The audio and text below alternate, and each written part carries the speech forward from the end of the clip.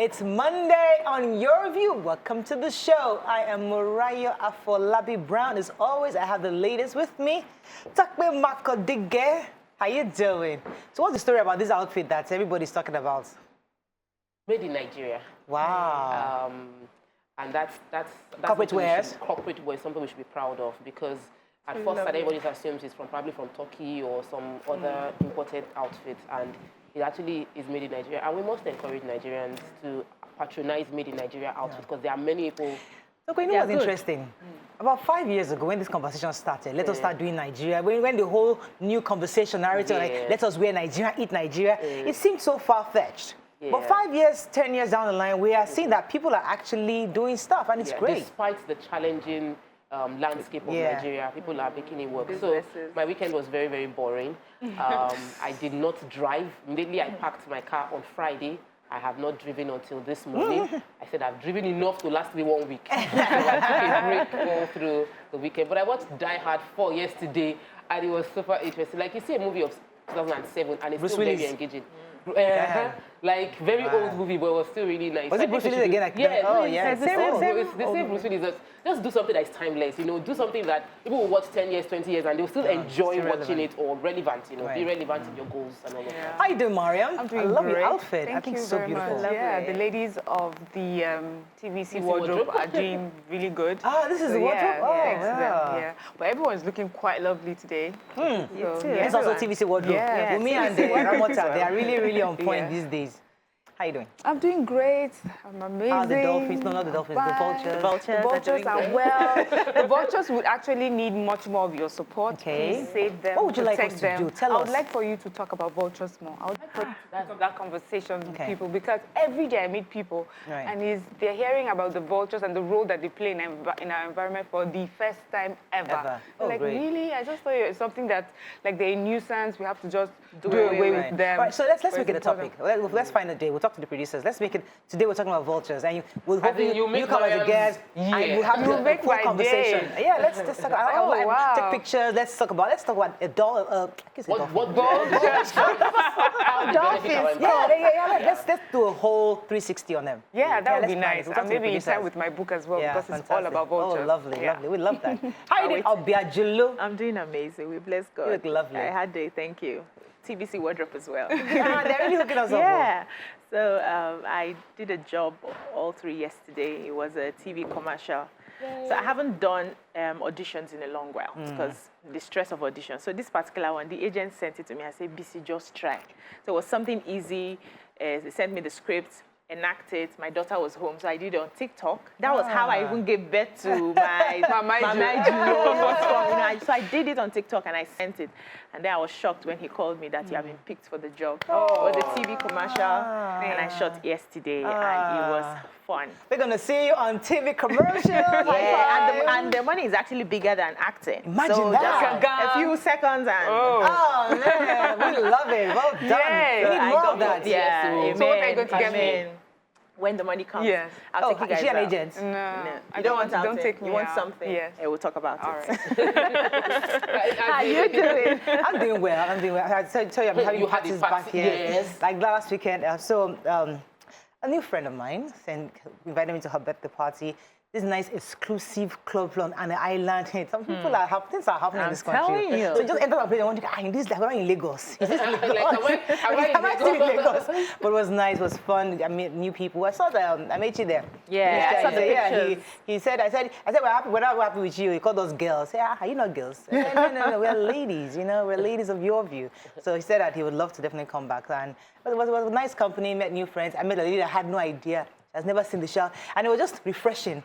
Talking to just somebody that, doesn't know you. Yeah, just having a conversation. And we hit it up like the same in so many ways. So we just... Wait, so no one went to Oba? Oh, I went to nobody went to Oba. I think we enjoy Oba more than those that who were there, right? Because the way we're all monitoring up from Friday, I was glued. But let us not lie. All of us watched. Even till this morning, they are still reviewing Oba. So Oba is finally on the map because we always know in Newi. Yeah. But now we know Oba in Anambra. If anybody talks about Anambra, the first thing I will say, Oba. Have you been to Oba? I'm just thinking that maybe our country knows where to borrow money from now. We don't have to go to China. We can go to Oba. But I'm definitely going to visit Oban, and I hope I hope these people are going to invest in Oban, make it make it a beautiful town to go. That would be nice, because now that Oban is on the map, we like to make it a tourist center. All right, let's go on a quick break. When we come back, we go through the front pages of the papers. Stay with us. We'll be right back.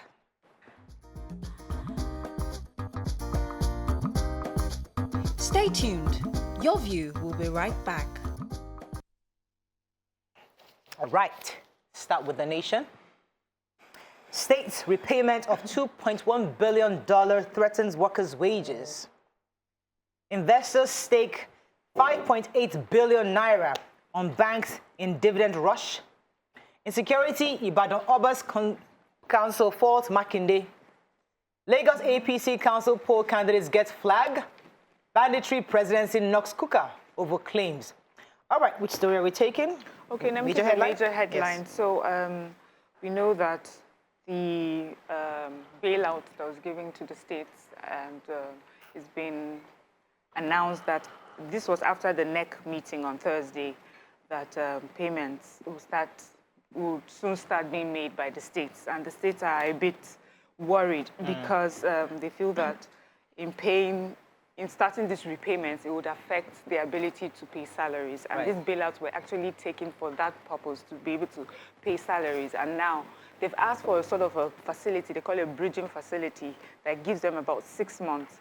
It doesn't really tell us specifically what the instrument is and the exact facility it is, but I think it gives them sort of like a leeway of 6 months, and then they have to start paying. Okay. So I have the YX story. Yes, said over 1.6 million candidates are expected to participate in this year's West African Senior School Certificate Examination, scheduled to hold on August 16. And so the head of National Office of West African Examination, Mr. Patrick Arega, gave the figure during an interview, and he was saying that they are working hard to accommodate some schools that are late in their registration. It's going to pose a challenge to them, but they are working hard. And, writing an examination is not something that's easy.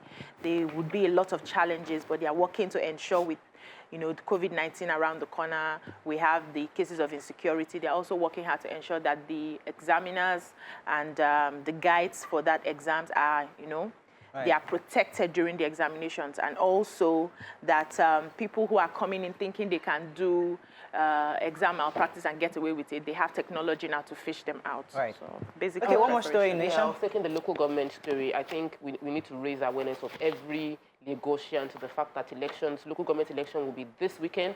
The APC over the weekend at their office in Acme Road handed over the APC flag to the candidates for each of the chairman candidates, and were told to also give the flag to councillorship, and they should not tamper with the list of councillorship. Apparently, maybe they've heard wind about it.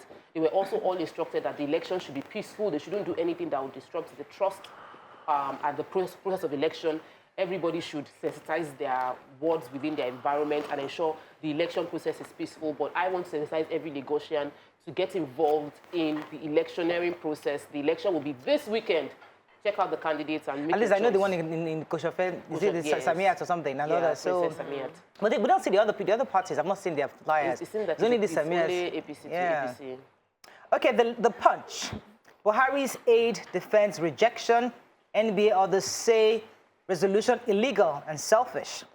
Picture here: commuters groan as ram sellers buyers block Lagos Ibadan Expressway. Makinde running one-man show, mismanaging insecurity, says Ibadan Monarchs. Command goes after Zamfara gunmen as bandits kill 13 policemen. River Basin writes Osonolu Abiodun on Oyo Dam's water release. ECOWAS counsel Nigerians to raise VAT on hotel and others. FG plans 12.3 billion naira subsidy for 2 million farmers. And external reserves drop by $180 million in 2 weeks. Okay, let's start with the commuters. Okay, go ahead. Let's start with the picture story. Lagos Ibadan Expressway. So on Sunday, commuters were stranded at the Lagos Ibadan Expressway. According to their story, they said because of the ram sellers, came out on the road to display their ram, and so cars were parked on both sides trying to buy that ram. Aside from that, they also complained about the hike in transport fares.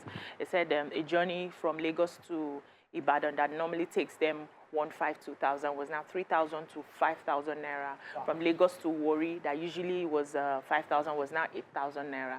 You know, and really drivers were complaining. People who were boarding they are asking for help from the government. People don't realize the impact of what they're doing. It took us like 3 hours to eat our lunch yesterday because we went to the market and we couldn't get back home. Wow. Traffic. Yeah. Okay, so let me take the ECOWAS story. Yes, so there was a meeting in Abuja, which ended on Friday, and it was talking about VAT. So the ECOWAS Director of Domestic Tax was saying that it's not economic wisdom that Nigeria is paying less on VAT than Niger Republic. It says that Nigeria is the least paying VAT in the entire West Africa. Wow. You know, when we say it, when our people say it, we get upset. Like, people are looking for our money, but in the whole of West Africa, we're paying less VAT, even less than Niger Republic, and saying that there are other ways in which we could raise tax, especially on luxury items like alcoholic beverages, perfumes, wines, and hospitality industry. And that's just it. He says that this will be on, it will be on these luxury items, which will not affect the common man, the common Nigerian man. Let me take the major headlines. So there's been quite a lot of back and forth concerning the electronic transmission of results. Remember, the Senate had voted, and they had people who voted for and against. And the NBA spokesperson was saying that the fact, the attaching conditions to electronic transmission of election results would whittle down the powers of INEC.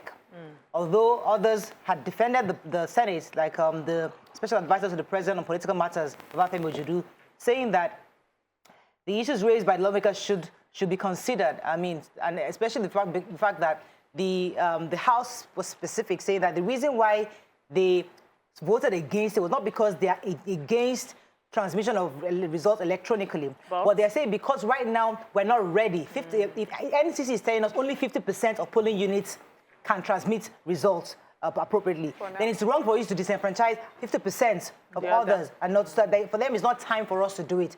We should wait for NCC to be able to guarantee that every part of the country can actually transmit electronically before we can then begin to make it a law. We disagree with them. That is what we feel 50% can start now. There's enough time. There's a whole program that INEC also has on ground. And there's a timeline, so start on that timeline. So those guys that don't vote, that within those communities, they start putting it in place. There's time. There's time to put it in place. I would say the story of federal government planning to give farmers money. So over 2.2 million farmers are going to be getting funds from the president. The federal government in the next few weeks will be paying out 12.3 billion naira as a farm subsidy, monetary subsidy to farmers.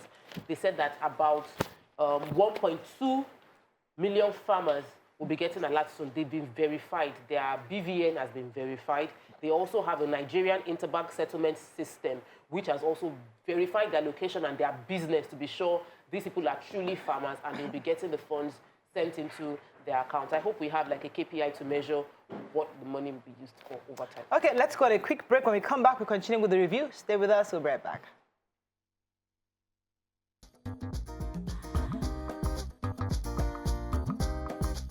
Stay tuned.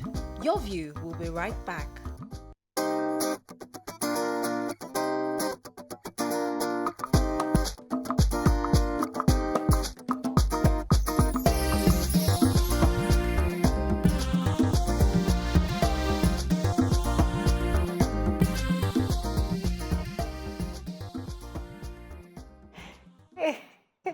All right, thanks for staying with us. Right, there's one more story in Punch, Miriam. Yeah. The members of Ibadan Traditional Council, it says they have berated Governor Makinde for the way he's handling insecurity. They do not feel that he's involving them as much in how he's handling this. And they're saying, that the style of the government is as if he leaves them out of all the conversations concerning insecurity. And it's not that they have anything personally against the governor himself, but just the way he's handling this, and that he definitely needs their help to solve the insecurity problems in their communities. And they were saying that they're asking leaders of the various communities to raise vigilante groups in order to stem this insecurity. But a spokesperson for the governor is saying that there's no how the governor would do this without their help. And that it seemed like they're exaggerating because he has called for meetings with the traditional council various times in discussing this insecurity. I guess maybe they're just not feeling quite heard. Yeah. Maybe they're not feeling heard. All right, moving on quickly now to the point. PDP leaders in fresh plots to remove secondus before convention. FG's credit guarantees to power sector contractors orders to hit 7.38 trillion naira by December, says investigation. Mother of one faces prosecution for joining Eye confraternity, assaulting man in Oshun, and beggars return to Ibadan streets days after mass evacuation. Okay, let's take BC. Yeah, so the Osun State Police Command has confirmed the arrest of a suspected female cultist, Azizatu Omoboriowo. They said she allegedly terrorizes residents with her gang, and she's a mother of one, a 23-year-old young lady, and she was caught. So 23? 23. So according to her story, she said she joined the Eye confraternity through one of her boyfriends. She has actually dated two that were in the cult, and she was making an attempt to kill one particular man who was in a rival cult, yes, when she was caught. And she said, so the police had said that they saw her, they caught her with ammunitions in her custody, but she denied it, said she didn't have any form of ammunition. She was just an ordinary cult member, and she hasn't been terrorizing citizens. So the matter is still in court. And, yeah, the beggar story. Yeah, so the beggar story. They said beggars are back in Ibadan after the effort of the government to evacuate them from the metropolis. So I think this was 3 weeks after, and many of them are back. Some to the exact positions that they were taken away from. So the word on the street is that most of these people are beggars from the north, northerners, and that it is difficult really because most of these people are struggling for what to eat, and things like that. So they depend on the begging for to feed and to take care of themselves. The government also, that's the Oyo State government has said that this is not even the first time in 2021 that they have done this. This is like the third time that they have done this. So and there's a center, yes, and there's a center that they take them to take care of their health, and those who need like wheelchairs and things like that. There are different centers that they take them, but they still come back. I think this is just a serious economic, well, I don't know about habit, just economic problem. And when people are able to feed and have jobs, many of them would not willingly want to be on the streets begging. You think so? You think so? On to Vanguard. I speak for many Results people, transmission. We are not against INEC, says reps. For giving Nnamdi Kanu facilitate his release, Ohanide tells Southeast governors. OPEC, non-OPEC ministers increase Nigeria's oil output by 30%. Insecurity, Serap Huriwa kick as NBC warns broadcasters against inflammatory newspaper headlines. Vanguard Personality of the Year means a lot to me, says Governor Sanwo-Olu. You are sowing discord, strife among Nigerians, presidency tells Bishop Kuka. And Germany decries insecurity in Nigeria. All right, so I actually have the story with Serap. Okay. Serap has taken the federal government to court. And I think I have that story here. Let me get that story. And obviously, while I'm looking for that, go ahead. Yes, so in Port Harcourt, a pro-German government political party foundation, Conrad, expressed, so they had a workshop on promoting interagency collaboration and conflict resolution for personnel of security agencies in Nigeria. And one of the things they expressed was that the escalating insecurity issues in the country is as a result of the fact that the security agencies are not collaborating enough. There's a distrust between them. They are not working together. And one of the reasons they are not working together is because there is an overlapping of responsibilities. So the federal government needs to come in to, recreate their responsibilities, open up, we have deep conversations with them so that they know where one's responsibility stops from the other. When that overlapping has been sorted, then they can work together. But now it seems that one is doing one's job, and then because they don't trust each other, they are not working together to solve the insecurity issues, and among other things. So Serap has asked the federal government through the NBC, which situates under the Minister of Information and Culture, Alhaji Lai Mohammed, that they should, within 24 hours, withdraw the directive containing a sweeping gag order banning journalists and broadcasters from reporting details. If you recall, back in, I think it was July 7th, that the NBC had issued a letter asking journalists, television and radio stations in Nigeria to stop glamorizing and giving too many details on the nefarious activities of terrorists and kidnappers during their daily newspaper reviews. So what they're saying in essence is that as we're discussing, we shouldn't be discussing the issue of insecurity and banditry, or it shouldn't be in the front pages either, because therefore we are glamorizing it and taking attention to it. And people have come for the NBC saying that if things are happening in our town, should we talk about it to the government? Yeah, but it was still the NBC saying that this is wrong for you to, it's another way of gagging the press.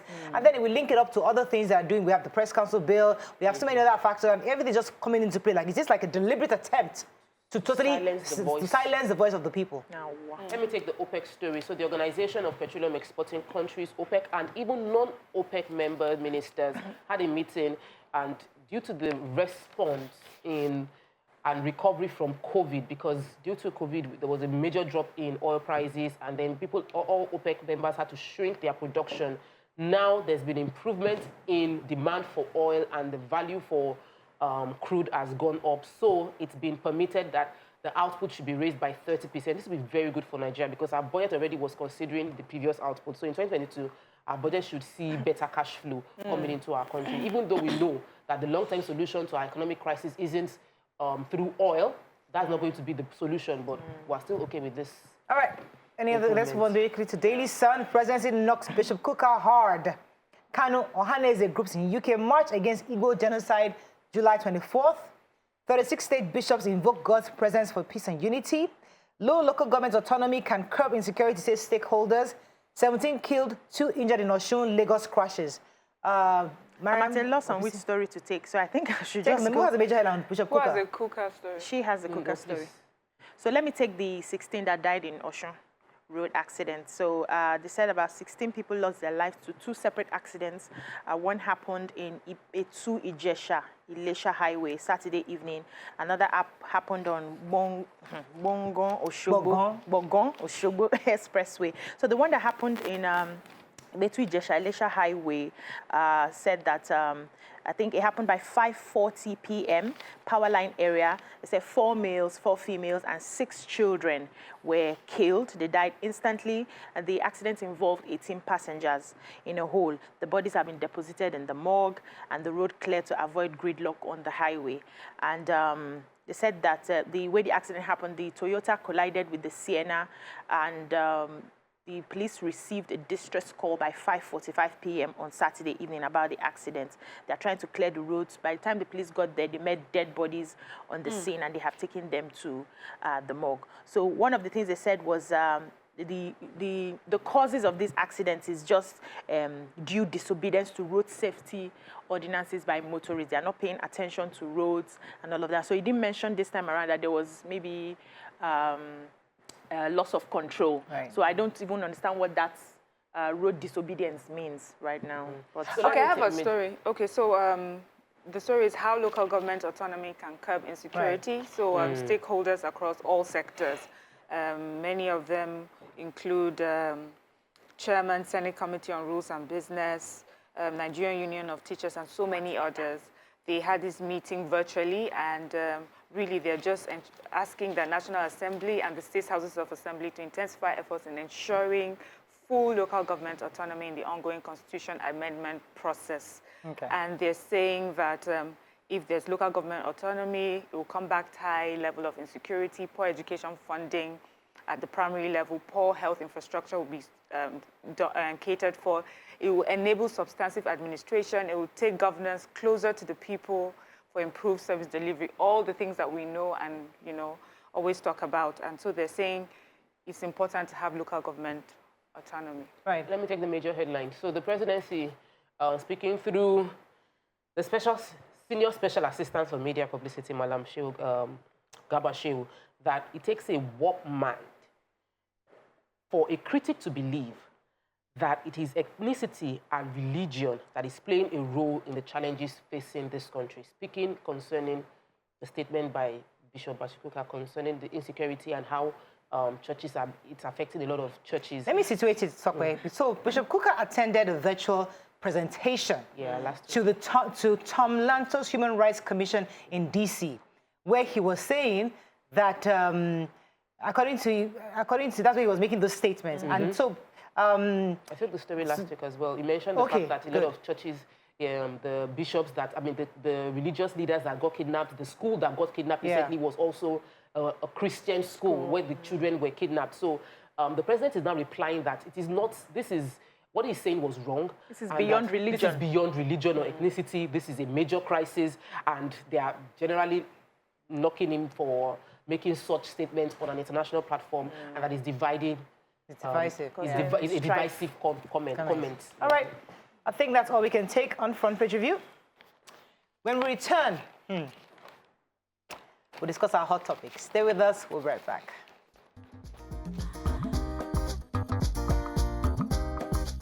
Stay tuned. Your View will be right back.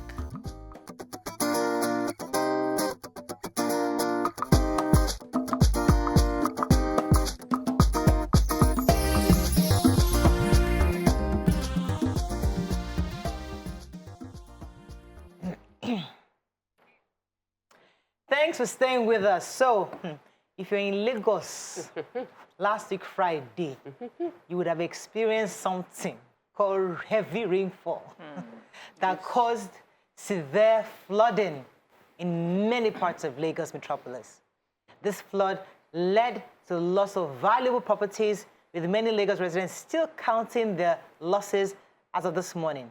We'll be having with us a special advisor to the governor of Lagos State on drainage and water resources, engineer Joe Igbokwe, very soon. He's almost here. But while we're waiting for him, I'd like the ladies to share their experiences, because all of us experienced Friday. You know how I always have confidence that, listen, only island gets flooded. The mainland is like, you know, that's the God reason decided to disappoint I can you. never go to the island, because mainland is high ground. You know, we can never see flooding. Hey, God now disappointed you. Ikorodu flooded. I was in my very before, because I was like, what? Because while the rain was pouring, I was like, I can just imagine those guys in Lekki. I feel bad for them. Lekki, imagine what they're going through right now. When I drove out of Maryland and I entered Ikorodu Road, oh my Lord, the cars were just like this. They were floating, they were swimming. Wow. I was like, what? Ikorodu mainland flood? I said, this is different. It took me almost 3 hours, 2 hours and about 40 minutes to come from Maryland to Magodo. You know, and obviously lots of video, I mean, even BRT buses got flooded, Marina was flooded. So let me come to talk about, how was your experience? No, it was not good. It was terrible. So your car didn't damage, yeah? No. Okay. It wasn't flood. You know, so I didn't understand the flooding. I had to now go on social media to realize. I just saw the traffic. So yours was traffic? It was just the traffic. Okay. A journey, usually getting to my kids' school from my house is like 15 minutes, tops 20 minutes. It took me 4 hours to get to the children's school, like 4 hours in traffic. And I was just like, you know, when you want to now put medicine on death, it was a case of my AC now. You know, the AC stopped working because when I now switch it on, the car would stop. So I had to switch off the AC and they were in traffic. So I was like, AC is not working. We are in traffic. But you are going to be happy. At the point, I was not having muscle pull from brake. And I thought, you're not going to cry. At the point, I started crying. I cleaned my face and myself. I said, you will get to school, your children will be fine. Because I just imagine that the kids will be, they don't have snacks. It's not like we didn't plan. It's 2:30, they will have been at home. And it was already 5 o'clock. I was looking at them and I was like, you know, I cried, cleaned my tears by myself. You'll be thinking, are the teachers still there? Yes. You know, who are they with? I just really felt very, very bad that, you know, it was just a very terrible experience. When we were going back home, my kid said, you came so late. I said, did you see the traffic? Look at the traffic. Just don't even say anything. Weren't other parents There were a lot of there were like over 20 children still waiting in school as at past 6. I got to the school to pick them up at past 6. Wow. And I could see even all the teachers are gone. It was like the reception, the 2 ladies at the reception, they were also about to go, because I think they waited to like 6 o'clock that we have tried, you know, before they could go. But it was a really, really terrible traffic, and that's why I didn't drive again. I felt 6 hours of traffic in one day is enough. My husband left the house at 2 p.m. He didn't get there till 4:30, so he was a bit even better than you. But he got home 4 hours after. It took him 4 hours to get back home. So me, I left the show now. We finished 11, right? And that day I came to work with my children. Oh, I was They were all in the car. Thank God for Chin. I always carry snacks. So by the time I came out, a journey that would have taken us 45 minutes to get home, we got home like 4:30. That's from 11 that we left this place. The traffic was, and it was so bad that as we were going on the road, you go this way, a car has stopped. You go that way, a car, you know, on the two sides, cars were stopping. The flooding was horrible all through till we got to our destination. A bit, we bless God, we bless God for that, but it was horrible. So my husband called me on the phone, like, baby, there's water inside my car. I said, yeah, where are you? And he explained he was just coming out, and you know, by the time we got home, had to sun dry the car, started bailing. The drivers were bailing out water from his car. I was feeling really bad for him, you know, but it was, the traffic was just so, everywhere was blocked. On the express, it was flooded. So I had to beg my driver, you have to drive slowly. So we don't, you know, we're fighting different battles right now. And he had to put off the AC at some point because he, according to his explanation, if the AC is on, it could easily enter the engine and whatever. So we put it off, we put it on. It was a horrible experience. By the time we got home this morning, they said, Mommy, yesterday night, are we following you to work today? I said, no, you people, you need to stay home. Stay home. But I had to call you. I said, wait, here, how are the children? How are they okay in the traffic? Hi, Dima, how was yours? Mine was interesting because I was live while it was happening. So I left and the rain started while I was on 3rd Mainland Bridge and it was quite heavy. So I put it on my Instagram live. I had a few people, you know, watching as well. So what I noticed, I've noticed this many times, is that when you're on the road while it is raining, the traffic is usually minimal. Because once it starts to subside, that you have more cars now coming out. So the traffic wasn't so bad, but already you could see that places were flooding. Luckily for me was my daughter is still in school, so I had this jacket. All I wanted to do was get to her, because I remember how she dressed to school. Like, she needed something warm. So I went to the school and they were like, no, Ma, you know these jackets, they don't allow them, only school. I said, not in these circumstances. She needs this jacket right now. And they sent it to her, you know, and she was like, thank you, Mommy. It came at the right time, kept her warm. But there was lots of flooding everywhere. And you know, to see the pictures and the videos later on. Yeah, so I mean, I was going to ask, I mean, I saw a WhatsApp message of somebody, I can't remember the name, but he was advising on how to not turn on the car, let the, not even like, while the water, let the water subside. Don't just take it to the mechanic. Tow it to the mechanic, and then they will now know what to do, but don't even try to start your car while in that condition. So we'll try to also have advice of going around on how to maintain your vehicle. When the video of the marina, you know, the marina car lot showed up online, and I could see many cars submerged. My thought was just like, while others are crying, some people are going to be smiling. The towing vehicles will be smiling, the mechanics will be smiling, spare part sellers will be smiling because you need to replace a lot of things in the car. I feel really bad for all those who took their car to work and this had to happen to them. You know, now I was we just need to be considering where you park. Insurance. No, you have to consider, you have to insure against everything because anything can happen and you need to be on the safe side. You know, I felt really bad for those because if you look at the parking lots beside these one, this particular one that was flooded, they were fine. So I'm like, can you imagine someone driving? Can you imagine someone driving that morning and thinking, maybe you'll park here today. Maybe the person has never parked there ever before. And then this happens. It's so. I mean, I don't even know that. But I don't know. Well, we're going to go on a break. When we come back, we hope to have the special advisor to the governor on this to help us understand what the government has done concerning drainages. He's a special advisor on drainage and water resources. You know, what can be done? I mean, what caused this in the first place and what can we do to ensure it doesn't happen again? Let's go on a quick break. When we come back, we continue the conversation. Stay with us. We'll be right back.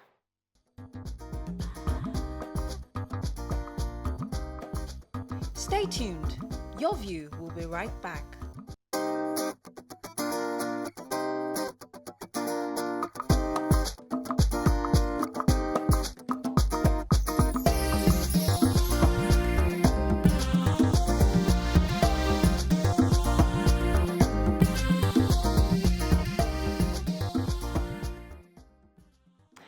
Thanks for staying with us. So I just got information that our guests would not be able to make it. So we'll be opening our phone lines to hear Nigerians share their experiences, especially those of us that lived in Lagos. Now, we know that I'm trying to get the fact that we got warnings from the Nigeria Hydrological Services Agency about floods coming this year. And they had even said that what we saw on Friday is just the beginning, that the height of floods, especially down south, is from the peak, is by September. So we should brace up that this is just the beginning. I know last year they warned us about 200 and something. We didn't see it, so we thought that this year was going to. So this is almost like the start of many to come. So in your view, I mean, what can we begin to do? I mean, I would have loved to have a government official here tell us how, because we know it's not just in Nigeria. This flood happens around the world. Yeah. So it's not a Nigerian thing, it's not a Lagos thing. It's a mother nature, right? But what can we do as citizens, do you think, to mitigate or to help ourselves not be victims of these kind of situations? Okay, so my fear was that when we heard the story that happened, the flooding that happened in Germany, in London, my fear is that Nigerians and Nigerian leaders are going to say, well, as you can see, it's a global issue. It's not about Nigeria or the leaders not doing what they're meant to do. But it's important for us to note, especially in Lagos, that it's not just a climate change issue. It's the fact that we're not disposing of our waste properly. We're clogging our drainages with all sorts of plastic. I mean, when you see some of the pictures, once that place is flooded, you see the amount of plastic just floating on top of the water. So you can imagine, why places like this will flood. And then we have issues of drainages. We have so much construction going on. I was talking to Nima also over the weekend, and she was talking about her area, the flooding, and like most of the construction going on. So you see roads, they will put stones, to create roads, but the rain has come and pulled everything away. The bitumen is gone. Everywhere is blocked because of this thing. So for us, and I think our problem is the easy one. The climate change is a huge one, but the easy one is that we need to create those drainages. We need to clear those drainages. Yeah. We need to do better as individuals, but our government also needs to do better in enforcing, the policies. We need to make sure that we have people stationed, we have systems stationed to clear those places and ensure that people are not clogging the places up. Right. We need Lawma in Lagos to do his job, especially in some of those areas where they've complained over and over again that waste is just left there for months and months on end, no one's clearing them. So that's what we need to start doing. All right, let me take this call from Olabi. He's holding for a while. Olabi, are you there? Hello, good morning. Thanks for calling. Go ahead, please. Yeah, I think the government has to do a lot of things on this flood issue here in Lagos. Now, Loma is not active.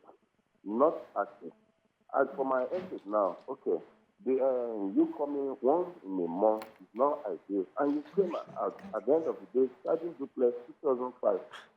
Secondly, one thing that we have to understand, when you pack the hotels out to play the game from the local government, you abandon it there. Why when they take that on Friday, you couldn't get access to my estate, not to talk of the front of my house. So I wish you can just call the special advisor. Let us know where is going on this flood.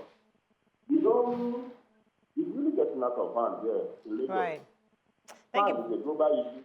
Yeah, thank you very much, Olabi. So we know the parts, just like let me echo what Mariam said. Yes, we know the parts of government, certainly. Yeah. But it's always good for us to always remind ourselves too. We are culpable in this also because we throw out our trash. We don't even keep it. My God, people just throw waste. They don't bag it. No. Just throw it away. So when the floods come, it falls over and then it clogs up the drainages. BC, your thoughts on this? So I think we need to understand that this is a tropical area, especially those of us who live in this side of the country.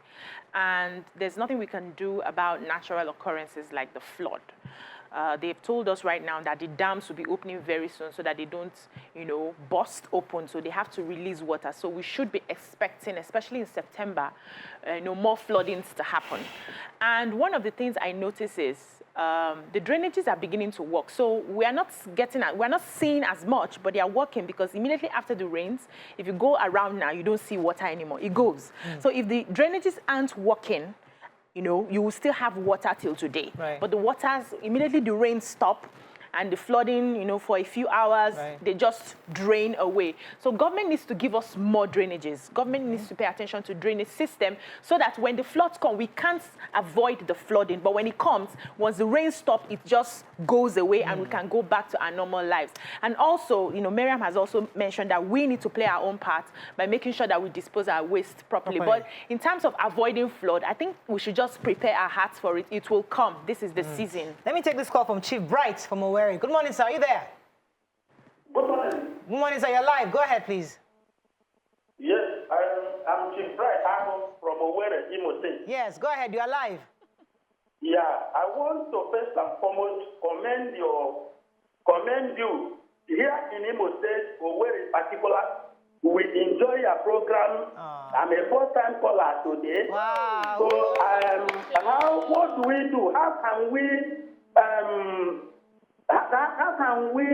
help to make sure that this your program you add 1 or 2 hours? Because we enjoy your program so much. A program of beautiful lady, highly intelligent.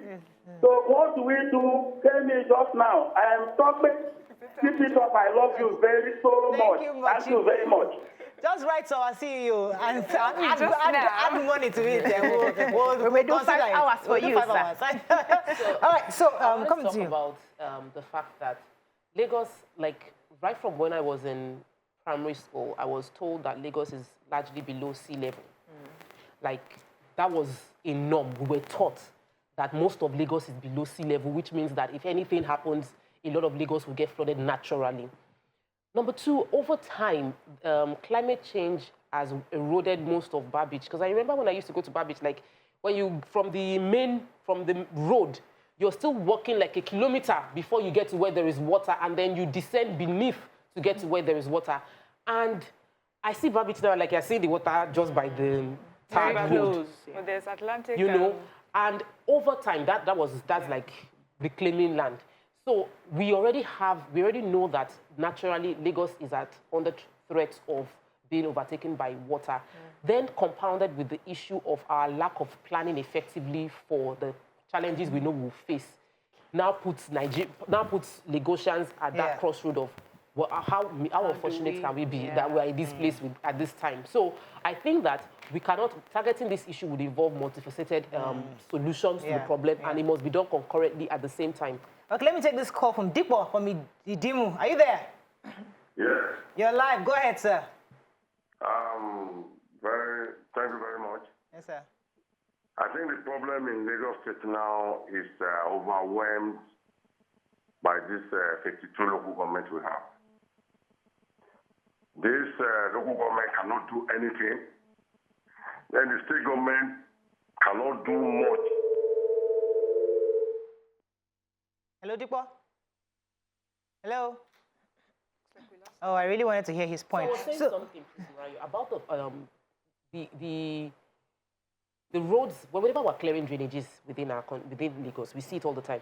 Most of the drainages are cleared, are packed out, and put by the head of the road with the expectation that they would bring in the bigger trucks to take it off. But there's no speed in implementation of that process.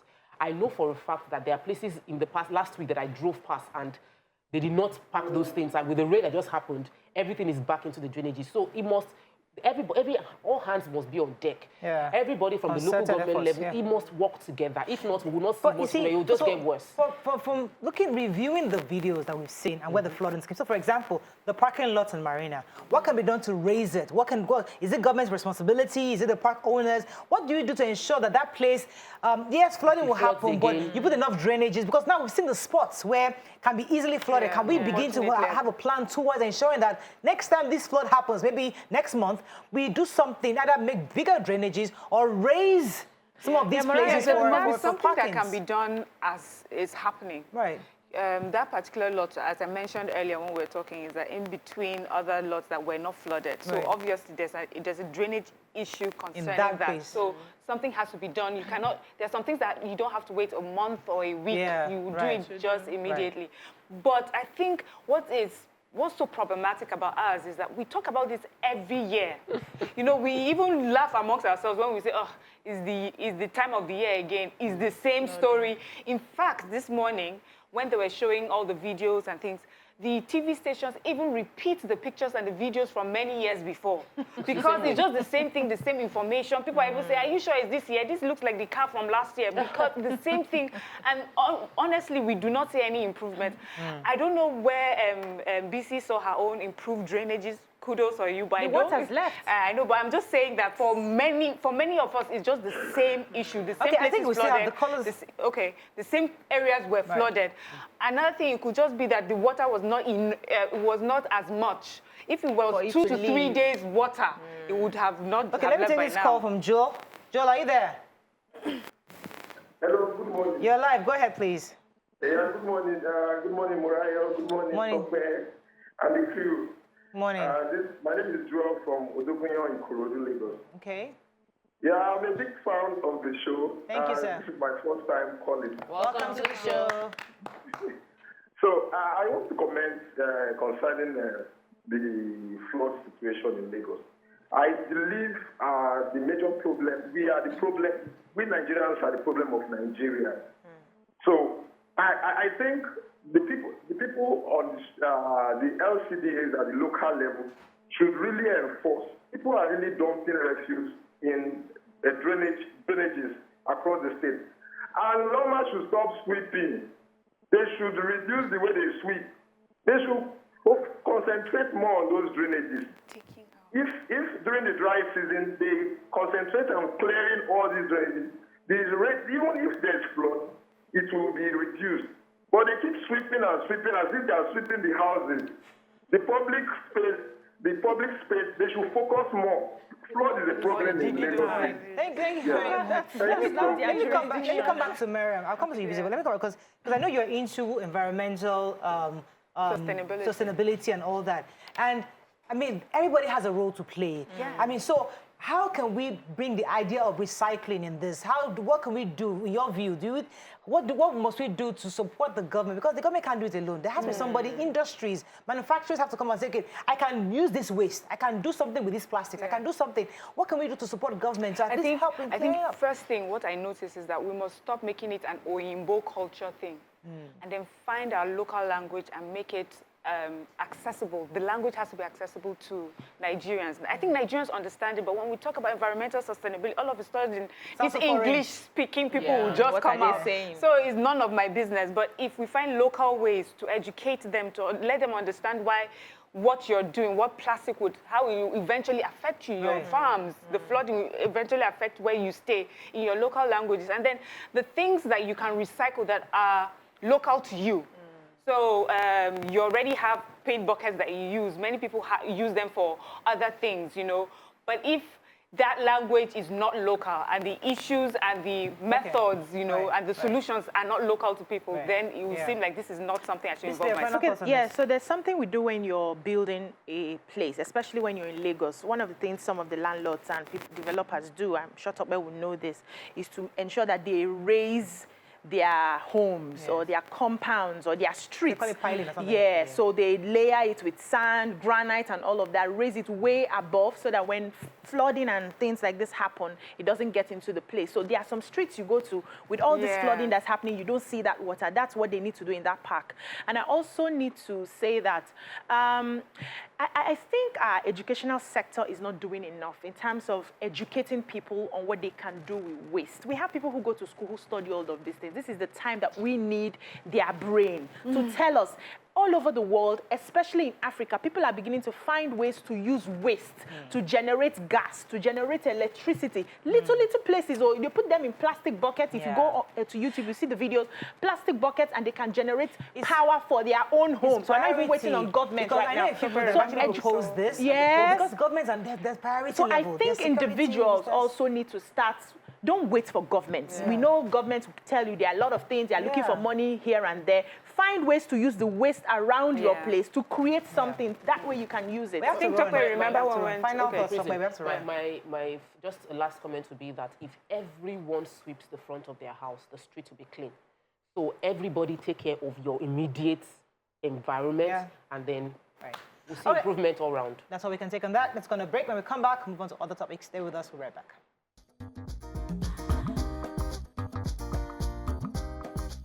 Stay tuned. Your View will be right back. Thanks for staying with us. So last week, the activities at the National Assembly caught the attention of people as many Nigerians watched their representatives debate and vote during the passage of the highly controversial Petroleum Industry Bill and also the Electoral Amendment Bill. Joining us on the show is Honorable Sergius Oguns, a lawyer and a prominent member of the House of Representatives. Welcome to the show, sir. Hello, sir. Good morning. Thank you for having me. Yes, good to have you on the show. So we have a lot to discuss with you this morning. Let's start with the Petroleum Industry Bill. I mean, people have been coming from all sides of the country. Some have agreed to the 3%. Others were insisting on the 5%. And it's been a case of working against the interests of the people in the south part of the country. And a lot of young people in that region have said that they're going to do everything to work against the government going ahead with this 3%. In your view, give us the nature of discussions that happened in the House that led to the approval of 3%. And is there a possibility that it will be reviewed? Well, my take will be that the only way to go now is to go lobby the president and see if he's going to return it to the House. And that's not likely to happen, considering the people behind this 3%. What they told us then was that they ran the numbers. They ran the numbers and they think that is good enough. And the painful thing about this whole thing was we had a couple of retreats in Lagos. We came back to Abuja, we had sessions. Initially, the South were asking for 10% after the public hearing and the visit to the creeks. Even the chairman, even from the North, said then, from what they have seen, they will support 10%. And then when we came back, because we also saw the numbers that they ran, the South caucus said, okay, let's do 5%. And it was agreed upon. We did clause by clause consideration, and we adopted 5%. Till we went to the floor of the House and passed it in the House of Rep. We never heard of 3%. So we're surprised that the Senate passed 3%, and there was a conference, and they supposedly adopted 3%. So I don't know, like I said, all we can do is lobby the president, but they have also added another dimension that the gas has been fled from this region. The proceeds from it will no longer go to the government, but it will go to the host community. And one of the people from the Secretariat ran the figures again, the numbers, and said to me, over $300 million will come from the 3%, and over $400 million will come from the gas fled. If you add this together, it's going to be over $800 million. And that we just advise that we take that for now, and that hopefully going forward, we might be able to do something in the nearest future. So I don't know if that's going to be good enough, but let's see what happens. All right, sir. So for me, whether it's the 2.5% or 3% that is going to be given to the host communities, over the years, we haven't really seen anything meaningful out of that amount of money, which largely depends on the host communities to be able to develop themselves. But because we are fighting for one Nigeria, is it possible that there is a modality created on how that money can be effectively used and monitored in that host community so that we see the benefits? Is this something we should discuss while we are talking about the percentages? There's a trust fund set up to manage this fund. To say we haven't seen the money put in that region in the past, from 13% derivation to NDDC to Ministry of Niger Delta Affairs, would be wrong, because the same people that set up these bodies have not allowed these bodies to function the way they should function. The NDDC is under the presidency. Why should that be? So you still have government directors working in NDDC that are not necessarily from the region. So it's a government, federal government body. I would have thought you will leave that to the governors of the oil-producing areas to nominate those that will chair and that will be the managing directors and all the other positions. Okay. They can sit down and draw up a program so that that can be, they can work that into their own programs. If NDDC is going to do XYZ program in my state, I will not have to duplicate it. But that's not the case.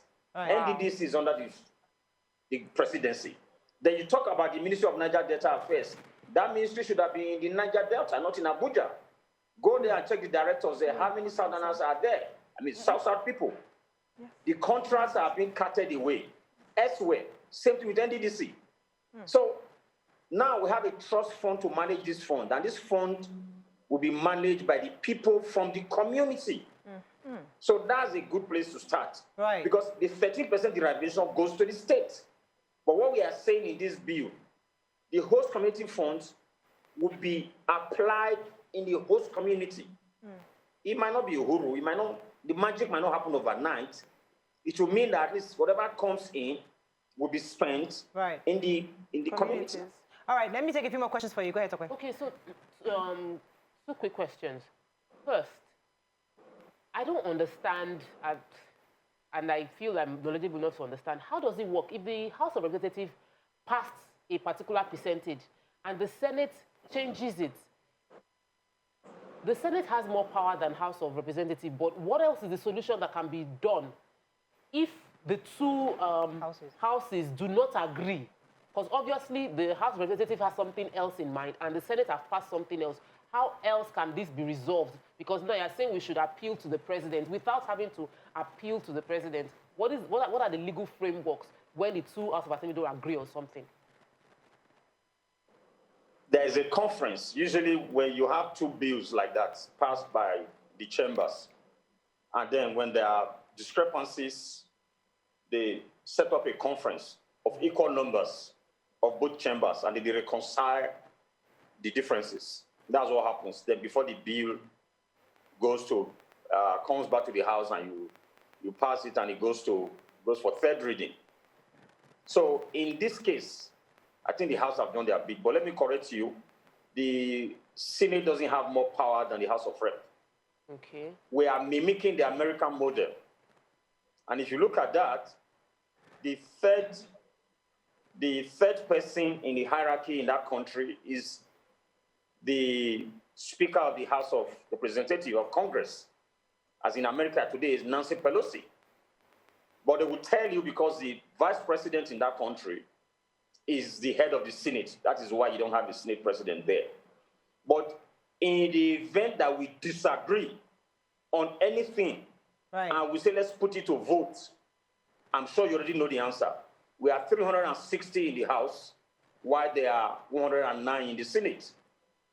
Even if they vote 3 times, they are allowed to rig the election in their own favor, and they vote 3 times, we will still defeat them. That is if we can muster, if we can get everybody to vote according to the ideals of the House. Right. Let me go on a quick break, sir. When we come back, we'll continue this conversation with you. Stay with us. We'll be right back.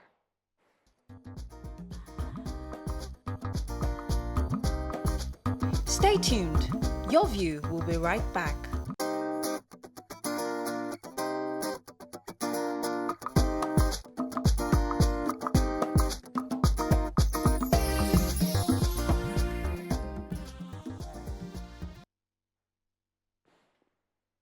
Thanks for staying with us. We still have Honorable Sergius Oguns with us. Mariam had a question before the break. Go ahead, please. You know, sometimes in fighting for something, you know, people will say, why don't you take what you can now? And then when you find yourself at least in a more comfortable position to fight for the rest. So recently, I think it was 5th of July, it was reported that the former governor of Akwa Ibom, so that's current board chairman, Mr. Akpabio, was saying that you should allow for the bill to pass whether it's 2.5 or 3%, and make sure that bill is passed first. Then you are able to push for higher percentage going forward. What do you think? Do you think that's another way to look at it? Do you think that would work, or it's better to fight for what you want right now, no matter how long it takes? I kind of agree with that, because I am not just a lawmaker. Was not just a member of the committee. I am also a player in the industry. I'm going to go back to this same industry when I'm done serving my people in the house. And I live in the Niger Delta. I'm from Edo State. I did business in Warri, Delta State, and in Port Harcourt before coming here. And I know how this PIB has affected the industry. From when it was first muted, the oil companies, the majors, pulled back, because nobody will invest money and will not know the return. You will need to know, if you put the money, you need to know the fiscal, laws that will come up. So that has hindered a lot of investment. And as we would have heard lately, in the last 5 years, if we deduct to 2020, because not much happened, you will say in the last 4 years, over $78 billion being invested in Africa, in oil and gas. Only $3 billion came to Nigeria. And we are supposed to be the largest producer of crude oil in Nigeria. Why? Because of this same reason of investors not coming in. So I would have ordinarily adopted the position of Senator Akpabio. But the suspicion, or rather the challenge we have in this country, is the mutual suspicion. Now, some people are saying, you have the NDDC, you have Ministry of Niger Delta Affairs, you have the 30% derivation. Now we have given you 3%, go and manage it.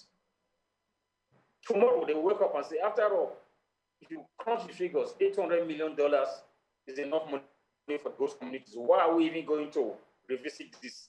After all, you accepted it. So my take would have been, well, if we can trust one another, let's go ahead and do this. That can give the investors confidence to come back and invest. And the boom will make money available for the nation and even for the host communities. So that would have been my advice. But it's just that the way things are done in this country, you say one thing today, government will wake up tomorrow and do a different thing entirely. And that's why we keep warning. You don't lie to your children when they are growing up. Right. Because if you lie to them, they will remember. They will. Tell us the truth, where you stand, and let us know if we have to come back to that discussion tomorrow. That discussion should still be on the table. All right, I was going to move into the issue of the electoral process, but I'll do it in a second. I need clarity, because this projection that was given from gas flaring and from it's a projection from 3%. So the $800 million that they're saying that 400 or 300 will come from gas flaring and 400 will come from this 3%. It's a projection, and maybe it's not really tangible. Maybe that's a fear, that this figure might just not be exactly what they say it is. So what guarantee can the House give to the people in that region that, listen, this $800 million that we're projecting is a reality? Could that be an issue also for them? Of course it will be. Well, it's not the House that's going to, well, if the House is going to give that guarantee, let the Senate that smuggled that in give the guarantee first. Just to also let you know, the day it was passed, I was not on the floor of the House because we staged the walkout, the minority caucus. And it was not listed in the other paper, but it was passed. So if I am adopting the advice of the Minister for Niger Delta Affairs, Senator Akpabio, to say, let's even start with this. The sense behind this will be when the oil majors come back and invest, and we have activities, we might even get far more than what we are projecting now. Right. But don't shove it down their throats. Engage with them, appeal to them, crunch the numbers. But the way I see that is being done now is take it or leave it. I even heard some people out there were talking about what have they done with the agencies. Don't do that. Just don't do that. Don't even go there. Let's see how we're going to manage this. Oil is our mainstay. If anything happens in the creek tomorrow, this economy will be on its knees. So let's just appeal to them, crunch numbers, explain to them how it's going to work. Okay. If we do this and they have a buy-in, it will be win-win. All right. Let me go on a quick break. When we come back, we'll move on to the issue of electronic transmission. Stay with us. We'll be right back.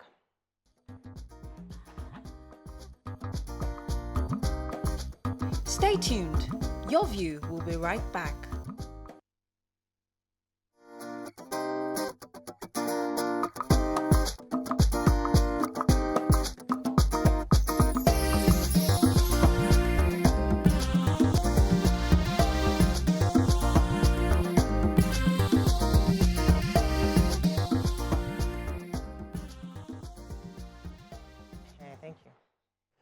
Thanks for staying with us. So this issue of electronic transmission and the bill that has been reviewed in the House. Honorable, are you still there with us? Yes, ma'am. So we're a bit confused. We appreciate the fact that there was physical voting that happened in the House over voice voting. That for me was a good thing, where the senators voted and we were able to know who voted what. But there's a confusion over the fact that it seems that NCC is now the person or the organization to decide how we go ahead with the transmission of results. So if NCC says, oh, I have a network across the country, then we go ahead. Oh, I don't, I only have 20%. We can, why are we giving so much power to NCC based on that's part of the reports I read in the papers today.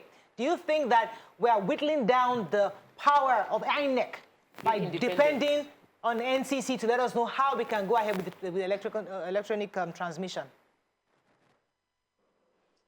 Well, again, that's the travesty in this whole thing. We run away from the truth, and the truth will come back someday and haunt us in this country. We had public hearing. INEC came and said they were ready to transmit for electronic transmission.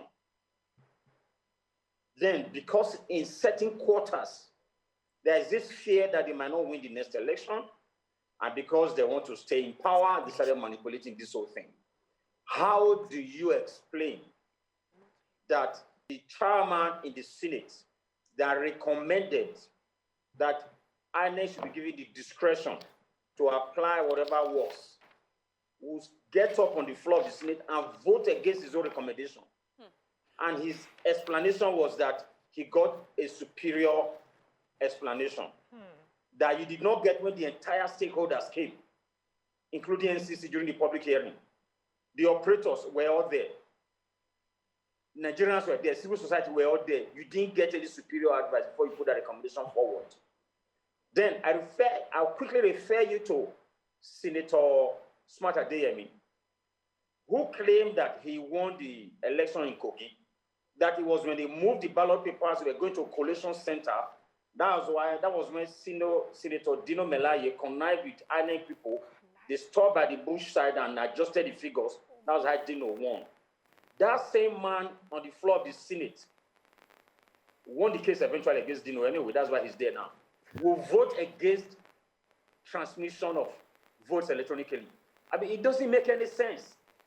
It's not in this part of the world that people reason like that. If your child reasons like that, you almost disown the child. It doesn't make any sense. Now, because even the paper backup will still be there. You transmit electronically, the paper backup will still be there. So what is the fear? I don't understand. NCC sent somebody who could not substantiate anything. The Minister of Communication and Digital Economy is supposed to be the head of NCC. He wasn't available. The Executive Vice President and CEO of NCC was not available. They sent supposedly a high official from their establishment who didn't know the difference between broadband and bandwidth, who didn't know the difference between the fact that you have to transmit results through 2G and 3G, and even LGE. But what we know that is required is just a text message. They type the name and the party, and they forward. We did that in Edo 2020. I was a party to that. I saw how it was transmitted. But the truth is, INEC actually have been doing this, but they just want the legal teeth, the legal backup to do that. In my election in 2015, in my village, that is very remote, my result was transmitted. I saw the lady typing it. She told me she had issues with she had a challenge with the transmission, that it will not go because of network. But as we were there talking, this is a world coalition, not local government. Mm-hmm. As we were talking, the thing went. My quarrel with her was, why did you not show me what you are sending? When you had issues, you told me when the coalition center together. But she said she didn't think about it, but it just went. And that was okay. 2015, I'm talking about 2015. All right, let me talk about hacking server that INEC started denying that they didn't use the server. Right, okay, but let me get a few more questions in for you. Budgeted for it. So it seems to me that we have capacity to do this electronic transmission. Now, why are people fighting against it? There are, conspiracy theories that because, certain people want to be able to have the power to do the election rigging, and that is why it seems like there is a fight against this electronic transmission. But from this analogy, it seems like we have the capacity. Why isn't the House pushing that we have this passed as a bill, since we have the capacity? Why isn't everybody talking about it? That's the unfortunate thing. That is why the youths of this nation should rise up. If we really agree that our votes count, if they believe, the politicians, including myself, believe that our votes count, they will do the right thing. The agency saddled with the responsibility in Section 78 of the Constitution came out clearly to say we have the capacity to do it. That is why I even took you back to 2015. They have been test running this. Osun 2018 governorship election. They did that. Wow. That election was a bit difficult for. But you must agree, sir, you must agree that Senator Ndume, who was objecting to this, he specifically said there are towns in certain parts of the north that don't have network at all. So you can speak from your own community because that's your constituency.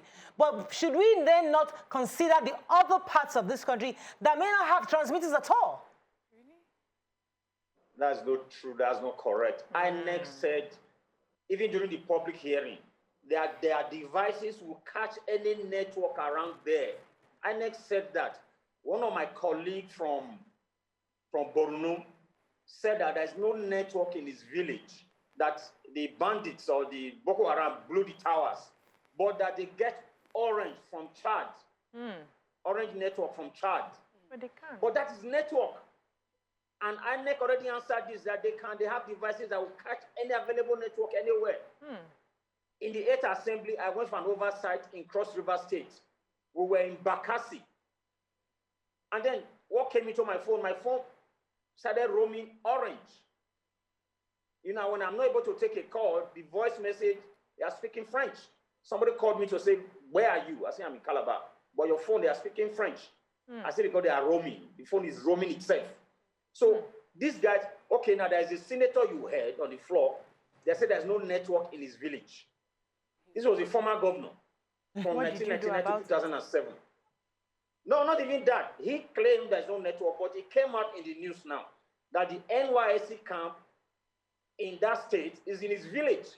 He moved it there because, and then they had network there before they got network in the state capital. So why? Like I said, we tell our children not to lie. And we get up on the floor of the House, on the Senate, and we are lying to the whole world. And our children are watching this. Is there not a contradiction? Are we not setting up crisis for these young ones? Or because it's politically expedient to lie? All right, let me get a few more questions in for you, sir. As a nation. Go ahead, Mariam. There's something I find sad. Sometimes we tend to use the in the north so that people will not question it too much or touch it like, well, in the north. So, you mentioned that this is time for youth to stand up and demand for what they want. And many times we have seen youths ask of their representatives. We've talked about recalling representatives. We've insisted you hear their voices on the papers of the newspaper, on social media, and we don't get, it just doesn't reflect at the National Assembly. For me, this is very important. Electronic transmission is important. What would a youth now sitting down in their villages in the north, who can watch TV, who are making calls and doing all sorts of things on networks, what can that person do today, or with a group of other youth in their communities, to make sure that this bill is passed so that even their areas will get electronic transmission during the election? Let them begin to talk to their leaders. The youth can organize themselves. They are everywhere, and they have the numbers.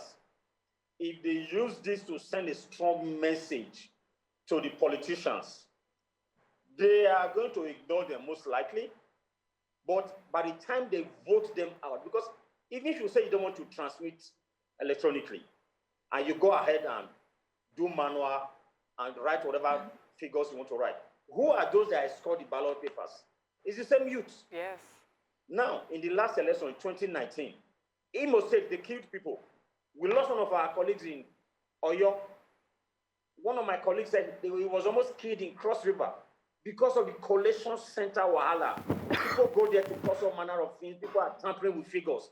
But when you transmit from the world, right, anybody going to the collation center in the FGA is just wasting his time because that data is already in the server in the headquarters and in the state capital.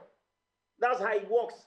But people that do not want us to move forward in this country, all right, let me take for this fear of remaining in power or for fear of being voted out. Let me take this call from Yola. What I'm saying, the youth can rise up, let them know they have the strength, and vote them out. Then they will have a rethink.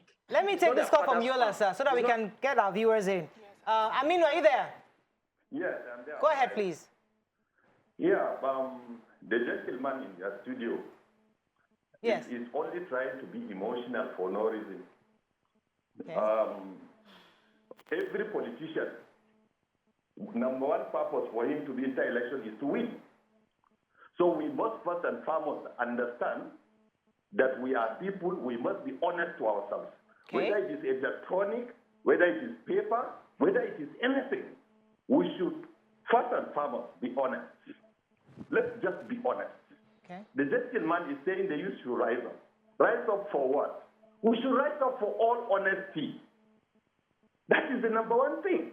That is what is lacking in us. We don't believe in ourselves. We don't believe in our system. And everybody is just trying to create emotion where there is none. Aminu, let me ask you what your position is. So do you agree that we should have electronic transmission, or do you feel that there are places in certain parts of the country, like the north, that don't have transmission access? In Yola, do you even have in Yola? See, Mrs. Morayo, yes, let me just tell you, whether it is electronic, I am for the best.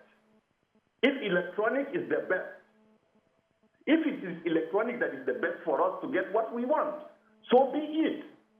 But first and foremost, is electronic not exposed to challenges? It is.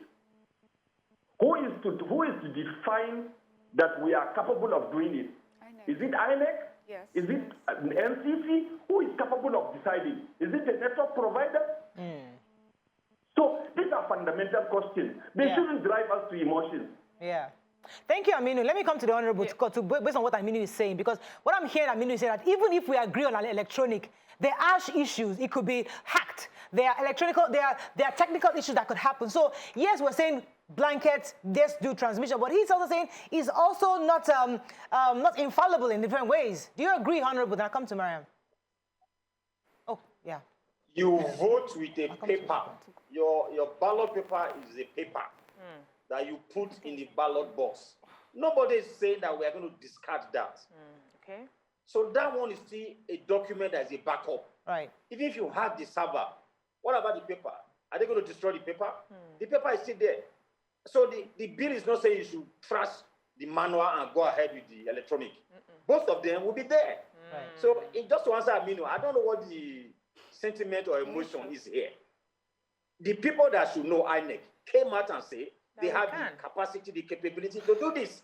If you are talking about hacking, don't you all have account numbers? Are you scared that they will hack your account number, your bank will go bankrupt, and NDIC will give you 50K, give you 50,000? You still have money in the bank. The flights you take, there are computers. Pilots are complaining that the computers are taking charge. They are not allowing them to use their discretions. But do you not still fly? You still fly, don't you? Right. So when people are talking about hacking, I don't understand. Okay. Everything we do today. Okay, MTN, they have your data. Globe, the telcos, they have your data. Why is it not being hacked every day? Look at WhatsApp. Everything about your life is there. Point taken. Let me get a few more. I have a lot of questions for you. Go ahead, Tokwe. Okay, sir, please. My worry is, it's obvious that you have the sentiment of this should be the case. There should be electronic voting. And you're feeling like your voice isn't heard because you're in the minority on the floors of the National Assembly. But the National Assembly has constituted a process for this thing to take place. And what would be your line of action? For, you already said that we should go out, we should vote and vote opposition, but whatever you say will be counted because you're a PDP person and you are against the APC generally. How can we on a non-partisan level, deal with this situation where it won't be is APC or PDP, number one? Number two, is there a way we can expunge the NCC part of this bill? NCC don't even have a role to play in this. Because we budget billions for INEC to run election. They have a server, they have a card reader, the smart card readers that has everything to take this. And they have told us that much. The Constitution gives them power to do this. I don't know why we're even debating this. Look at the gentleman that was sent from NCC. He's giving us 2018 data. This is NCC. That out of 119,000 polling units, they were not able to cover 8,000 polling units. Well, today we have 176,846 polling units with the new units that are created. But that does not mean that you have created new units in the desert or in the forest. Basically, these are co-joints, co-location units. Like in my place, we have one unit in my polling unit in the village. Now we have two. So it doesn't mean that they have not created one in the forest. It's still about the same area. But the said NCC has the information that they have covered, can cover 90% of the country. And there is a fund called Universal Service Provision Fund. That fund is 2.5% of the annual operating levy of the telcos, of the telecommunication companies. 1% of that fund is spent on this USPF. Right. What is USPF for? To cover areas that are unserved and underserved, which means every community in this country should have coverage. Right. So that let me take this call from Joss. He's been holding for a while. Sorry. Good morning, sir. Are you there? Oh, I'm so sorry. Lost that call. I do apologize. We're holding for a long time. Yes, Mariam. Yes, I just wanted to say something that, for us regular Nigerians, I know we have, Mr. Sergius on, but for us regular Nigerians, when we have things like this, that is pushing for better development and things to be done better for us, let's take away sentiments of religion, ethnicity, party, put that aside. Electronic transmission will have its weaknesses, just as the paper one has its weaknesses, and so much more. And we've seen how that thing has affected our electioneering over the years, and this is a better option. Instead, what we should be talking about is, how is it better? Isn't INEC capable, or doesn't INEC have the authority to tell us if they can or cannot? They've been running elections in our country since democracy. Why are we finding INEC is a body? Why are we finding it hard to believe INEC? And then we're now pitting each other against party lines. This is important development for every Nigerian in the south or in the north. Is it not better to know that the vote you put in is counted? That's all we're saying. We just want to make sure that when I put my vote, it is counted. That's what I want to say. Is it a question? Oh, it's a comment. Go ahead. Yes, it's a comment. Yeah, so, I mean, he could say something about it. So I'm thinking we have just a few more minutes, but I wanted to quickly talk about the campaign expenses that has been increased, for presidential elections, governorship elections. I think for the presidential, they did 1 billion to 15 billion. And a lot of people are saying that this is going to further disenfranchise regular Nigerians who really want to serve. What is your take about that? Is the hypocrisy. We live a lie in this country. There is no presidential election that you will fund even with 15 billion. Let's just run the numbers. Those that should know told us in Edo State that they brought some couple of days before the election in Edo State, the governorship that happened last year. They brought 5 billion with a plane into Edo State.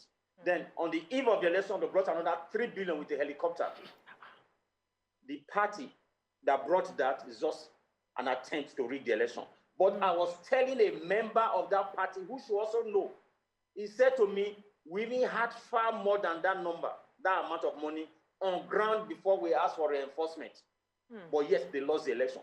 If Edo State, to lose Edo State, you expended over 15 billion.